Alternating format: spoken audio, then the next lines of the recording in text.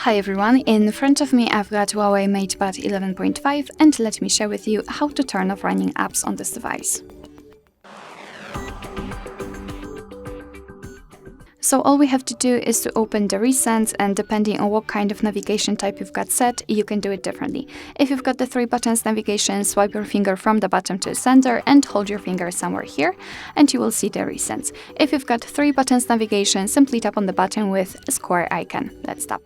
And as you can see here, we've got all previously opened apps, which are stored in the background kind of. If you want to, you can close, for example, only one of those apps, just find it and swipe it up like that.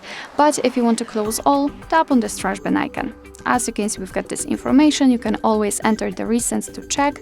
Here we've got no recent apps. Sometimes it happens that your device will leave one app opened, but that's not a problem. Simply swipe it up just like the previous one. Alright, so that will be all. Thank you so much for watching. I hope that this video was helpful, and if it was, please hit the subscribe button and leave the thumbs up.